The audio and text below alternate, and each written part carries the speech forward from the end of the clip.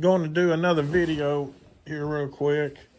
I've got actually three. I got two MRIs on that disc, and that's from 2021. It's a CT myelogram. And then I've got this I'm giving the doctor. That's my symptoms. And I have never seen, hey, there's some information on here I don't want to share around the world. But some of it's too personal. One, look how many pages. 2, 3, 4, 5, 6, 7, 8. There's like 9 or 10 pages. God almighty, I'm telling you what, fellas. There's a lot of, that's a lot right there on me. I have no idea who this doctor is. I should go online and look at his reviews. I just thought of that. But I do know this. He is extremely thorough on the paperwork. He's a neurosurgeon, is who he is. He's a neurosurgeon, I'm saying today. Extremely thorough on the paperwork. Of course, my medicines. He asked questions about my family history, mom, dad, if they're living, and if they died, what they died from.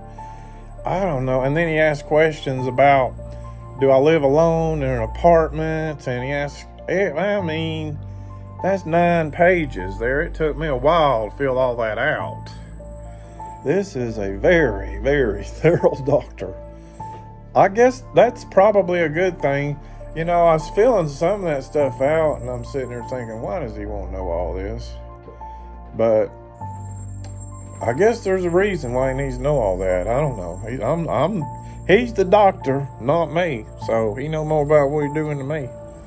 So who am I to say how to do his job? I don't have no medical degree. I don't even have a college degree. I'm doing good just get a high school degree. So it's just a lot of paperwork, man. That's one thing I hate about a doctor's office. You know, my appointment, I think it's at 8:15 this morning, or I'm supposed to be there at 8:15. It's 8:30, so I should be one of his first ones. You would think that I don't have to wait there too long, being first in line. So anyway, I just want to say something here real quick. There's this girl I know. I don't want to say her name. I don't even remember her name. I remember her face. I met a girl one time. I can't remember her name. Was it Kim or something like that? There's this girl I met one time. Good Christian girl. She impressed me. I met her on POF. I remember we went out to eat we just had one date. That's all we had was one date, and it was at I'll say it in a minute, Subway. It was at the Subway there on 11E, east side of Knoxville, on just right down past Magnolia. You know that Subway on the far east end of town, just when you go past the Interstate 40. That's where and she prayed. It's like, before we ate our lunch to get to know each other, she asked me, you mind if I pray before my food? That made an impression to me. She was a really good Christian girl. She's cute too. And she disappeared on me. I thought maybe she just didn't like me. I won't nag somebody. I'll give somebody 3 chances to respond, and by the 3rd time, they don't respond to me by the 3rd time, then there's a point to, you know, you need to be, what's the word I'm looking for? I know the word, but I can't say it right now. My brain's going to. You need to be not aggressive. I don't want to say aggressive, not the right word, but you need to be on top of it.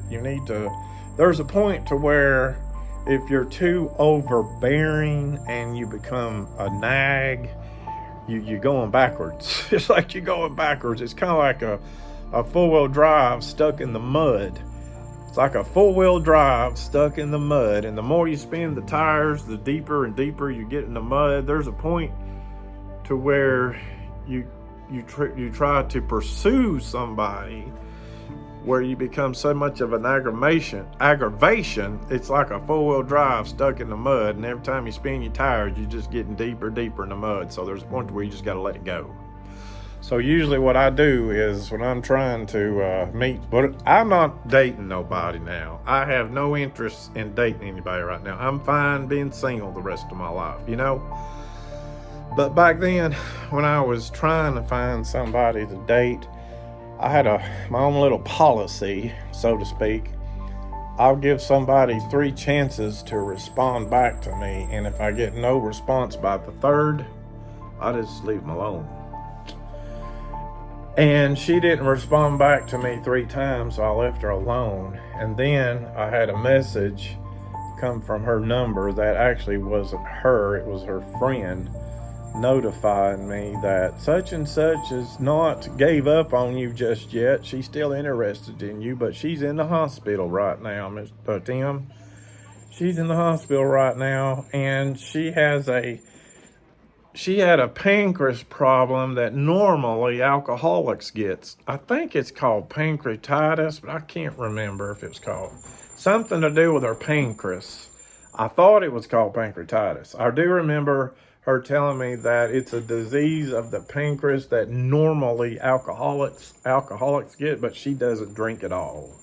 She doesn't smoke. She doesn't do drugs. Nothing at all. And whenever she has a flare-up so bad, she has to dial 911. Paramedics have to come get her, and she has to be hospitalized for the pain. They have to put her on so much pain medicine when she's in pain that literally they just have to knock her out. Bless her heart. That's got to be so tough. I felt so bad for her when she told me about that. She says, yeah, she was, I get in so much pain, they have to just knock me out.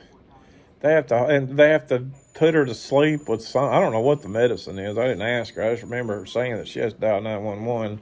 She has to go to the hospital, be put in the hospital, and they literally have to knock her out because she is in that much pain. And I don't know what my pain, I don't know her pain. I'm not in her body. You know what I'm saying? But, so I just wonder what my pain's like compared to hers, because I feel like I need to be knocked out when I'm in so much pain. My pain level comes and goes, just like her pain. Her pain level would come and go. Mine's the same way. So I don't want to be knocked out. I want to be alive and vivacious and doing things, what I want to do. I don't want to be knocked out all the time, but I definitely don't want to hurt all the time. And when my pain gets over the top bearing, I think I just need to be knocked out. But I don't know how to knock myself out safely. And if I do knock myself out with some kind of medication, a lot of medications have side effects, and the side effects are worse than I don't know. I'm just in a really bad catch-22 right now, and I hope this surgeon has some answers for me. I hope he's got some answers for me, people. I can't make no more videos. I got to get ready and go here in a minute to this surgeon's office. But sitting there, I think about that girl every time. I cannot remember her name. I only met her one time. I think it was Kim. I only met her one time, and every time I have a blast of pain, she's just on my mind. I wonder how she's doing with her pain, because she has to be put in the hospital, knocked out.